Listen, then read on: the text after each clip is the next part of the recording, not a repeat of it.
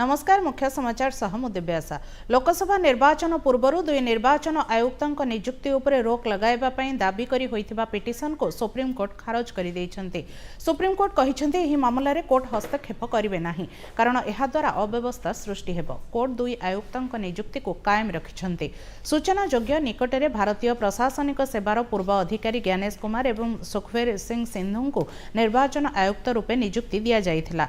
Court तांको टिप्पणी रे कहिछन्ते संसद रे गृहीत आईन अनुसार निर्वाचन आयुक्तों चयन करा जायछि एवं एई दुई आयोगों उपरे कौनसी अभियोग नाही। कोर्टर मध्यवर्तीकालीन आदेश देई आईन उपरे रोक लगाइबे नाही कारण निर्वाचन मध्य आयोगों कार्य प्रभावित हेबो बोली सुप्रीम कोर्ट कहिछन्ते।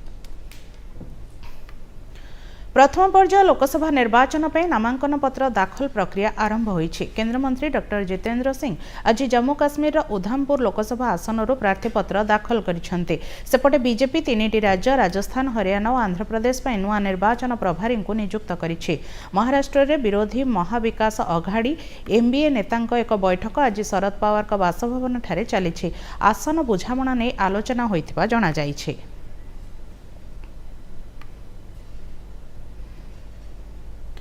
लोकसभा निर्वाचन पूर्व निर्वाचन आयोग एक बड़ कार्यानुष्ठान ग्रहण करिसेंते। आयोग ओडिशा समेत 4टी राज्य गुजरात पंजाब एवं पश्चिम बंग में बड़ प्रशासनिक अदल बदल करिसेंते। एही सबु राज्यर अण कैडरभुक्त अधिकारी को अन्यत्र बदली करबा पय निर्देश दिया जाइछि।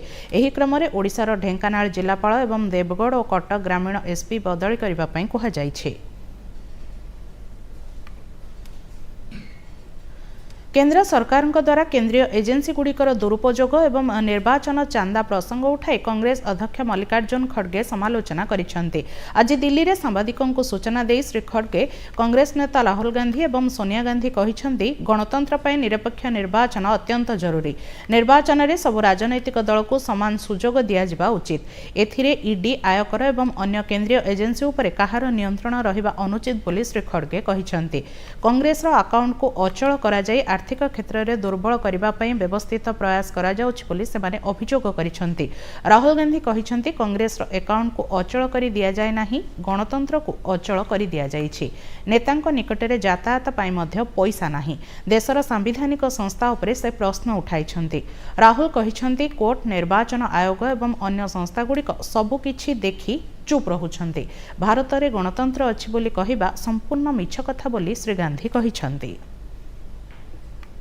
किसी भी लोकतंत्र के लिए निष्पक्ष चुनाव अनिवार्य होता है, एसेंशियल होता है।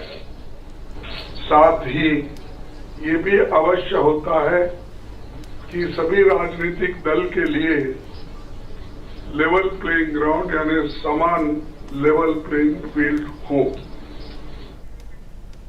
कांग्रेस अध्यक्ष मल्लिकार्जुन खड़गे राहुल गांधी और सोनिया गांधी मिलित सांबादिक सम्मेलन उपरे बीजेपी तीव्र प्रतिक्रिया प्रकाश करिछि।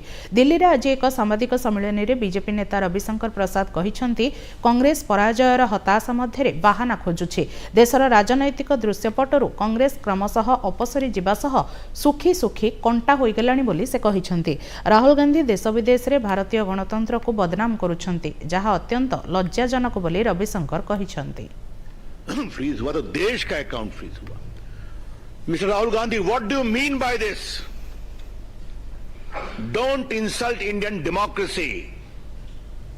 राहुल गांधी, भारत के लोकतंत्र को इस तरह से आप शर्मसार नहीं करें। प्रधानमंत्री नरेंद्र मोदी द्वारा ओडिशा समेत देश में डिजिटल क्रांति संभव हो पारिछि बोली बीजेपी विधायक सूर्यवंशी सूरज कहिसेंते। भुवनेश्वर बीजेपी कार्यालय ठारे आयोजित एक सांबादिक सम्मेलन में से कहिसेंते 2014 रे राज्य में मात्र 7562 टेलीकॉम टावर थिबा बेले एबे एहा 27513 रे पहुंची। राज्यर 2,36,00,000 लोक ब्रॉडबैंड सेवा पाउछन्ते। आदिवासी बहुल अंचल में मध्य 3000 टावर प्रतिष्ठा करा जाई पारिछि बोली से कहिसेंते। अधिक टावर आमे ओडिशा रे बसई सारी 27,513 टावर ओडिशा रे बसिची।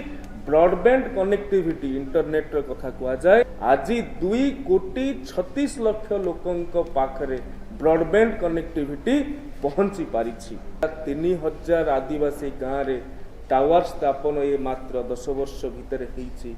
ओडिशार 51,176 गाँव 46,801 गाँ को इंटरनेट द्वारा आम संयोगीकरण कर corps of engineers major Rajprasad RS द्वारा विकसित portable multi target detonation device पई पेटेंट प्रदान करा जायछि। एहा नव प्रवर्तन सैनिकों को सुरक्षा वृद्धि करी अनेक उन्नत सुविधा सह लंबा दूरतार लक्ष्यस्थल को ध्वंस करिबारे सक्षम हेबो।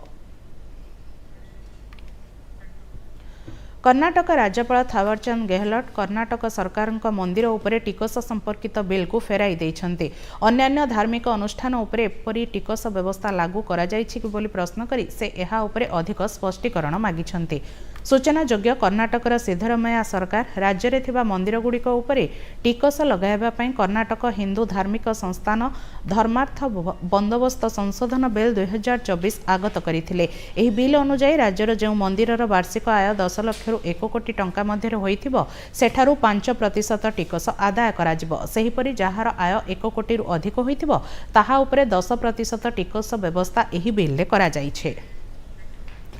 राज्यर पूर्वतन मंत्री तथा वरिष्ठ नेता डाक्टर दामोदर राउत स्वास्थ्यावस्था गुरुतर हो पड़ी पुओ तथा विधायक संबित राउतराय प्रकाश करिसेंती।